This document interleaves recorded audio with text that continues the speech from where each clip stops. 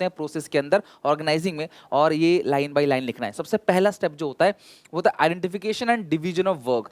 Identification of division of work का मतलब क्या है? सबसे पहले आपका जो टोटल वर्क है आप उसको छोटे छोटे पार्ट में बांट दो और एक इंसान को सिर्फ एक ही काम दो, matching to his skills, his qualification, his experience, ये सब देख के क्लास आप उसे काम दो, सो दैट वो काम करते करते करते करते वो उस काम में एक्सपर्ट हो जाए और गलतियां ना करे, ऑप्टिमम यूटिलाइजेशन ऑफ रिसोर्सेज करे और कम कॉस्ट में आपका सामान बना के रेडी कर दे। That is called identification and division of work. Second is departmentalization का मतलब क्या? डिपार्टमेंट बना देना।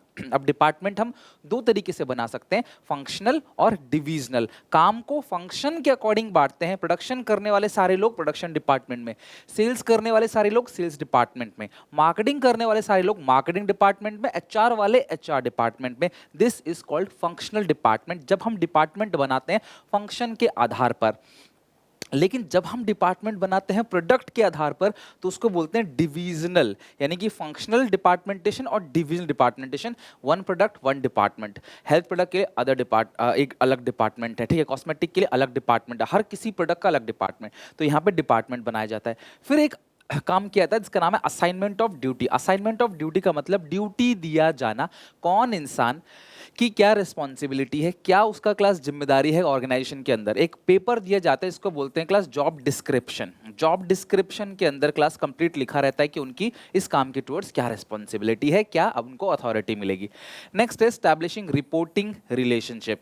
देखो यार, जब आप थर्ड पॉइंट में लोगों को ड्यूटी बांट रहे हो तो ड्यूटी के साथ साथ आप उनको पावर भी दे रहे हो, है ना। आप भैया अगर रिस्पॉन्सिबिलिटी किसी को दोगे तो उस रिस्पॉन्सिबिलिटी को निभाने के लिए उसे पावर भी दोगे। और आप सबको पता होना चाहिए अथॉरिटी मतलब power to take decision, responsibility दोनों क्या होना चाहिए? आपस में बराबर होना चाहिए। तो जब आपने काम को बांटा तो किसी के पास ज्यादा पावर मिला, किसी के पास कम पावर मिला, क्योंकि किसी को काम ज्यादा मिला, किसी को काम कम मिला।